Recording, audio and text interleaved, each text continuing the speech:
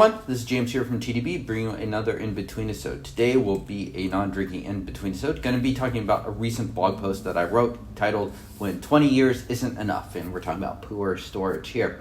But before I get into that, our goal for this year, Denny and my goal, is to get to 10,000 subscribers on YouTube. So please do hit that subscribe button if you haven't already. So this article, so check out the blog. I've been releasing a lot of articles that I think should be pretty interesting to people that are in the pu'erh sphere. So this one is titled, When 20 Years Isn't Enough. It's specifically about pu'erh storage. So the tea that really kind of prompted this idea in my head is a 2005 Munghai Peacock. This is one of those dye teas from an era that used to be, fairly inexpensive, but has gotten really, really absurdly expensive. And I think it's overall a fairly decent tea, and I'm happy to have it around. Nonetheless, I do feel like the storage that has been provided to this tea, half of it from Geraldo, half of it from myself, has made the tea, has failed to transform the tea very significantly.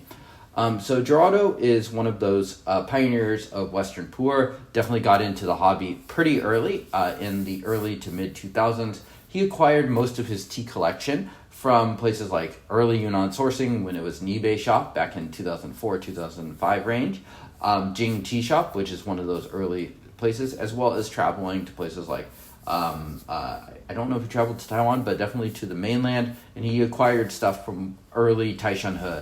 And so he did humidify his tea. He tried to maintain it about 70. I did get the feeling that eventually his storage did fall off and he wasn't maintaining that humidity as consistently. But sort of like me, he was based in Washington State. His climate is pretty different from mine. He's based east of here, so even though it's just a couple hours east, in kind of the Wenatchee area, the climate there is quite different from kind of like European W climate. It definitely gets a bit hotter, definitely a little bit drier, I think, most of the time. But his storage, sort of like mine, was unheated.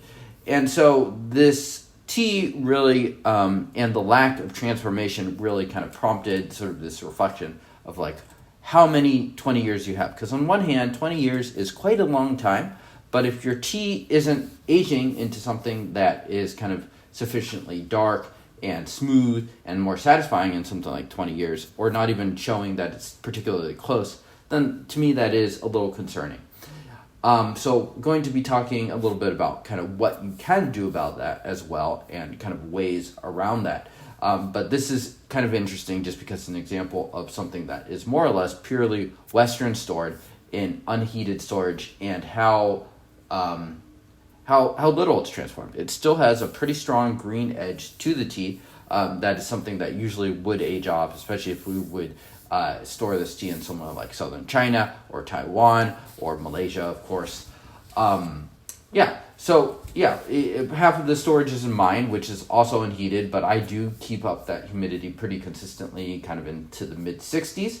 So when I do look at the temperature of mine, it's usually in the 60s or 70s.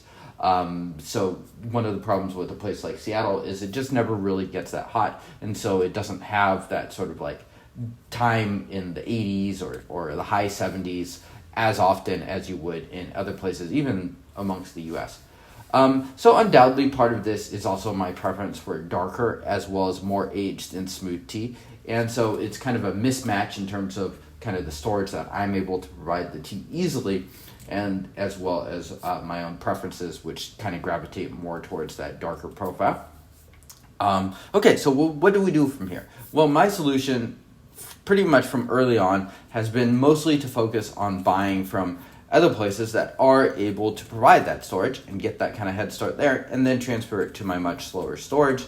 So places like Taiwan, certainly, southern China, as well as Malaysia. So places where I do like the storage there. And I have found that teas that kind of do have that head start, some of them do age a bit more here. A couple of them had turned the corner. Love Forever Paper Tong, when I originally got it, was kind of in a little bit of a rougher place.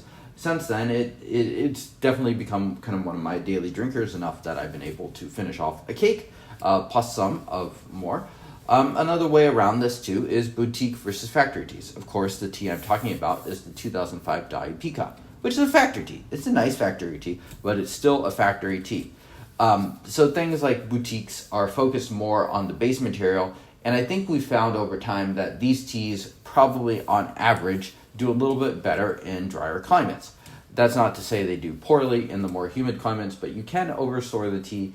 And I think if you're looking for something that really kind of keeps that base material intact and just transforms it very slowly, I think boutiques are a way to focus on that too. So the thing I would not do is I would not buy a really, really rough and strong factory tea from 2025 unless I really intended to wait for a very long time before drinking it. Part of the reason I haven't gone for a more heated storage is because I just simply have too much tea, and sort of jerry-rigging something that would get to that level is just not totally feasible for me in terms of life circumstance and whatnot. But having this and trying this and reflecting does make me want to see if I can perhaps elevate my tea a few degrees. So rather than being in kind of like the mid-60s in the winter, maybe if I can get it closer to 70, and in the summer, when I do, I actually think that some aging does occur if I can keep that temperature fairly high. I think those things might do a little bit more for my storage. So yeah, storage is always interesting because, there's just really not a huge track record of satisfyingly aged teas in the West. And so I think that's something that most poor people, especially those that like more of that aged taste like myself, need to reckon with constantly. Anyways, hope you all like these musings. Check out that article where we cover a lot of the same stuff as this post, but in a little bit more depth. And thank you all for tuning in, and I will see you all next time. Cheers.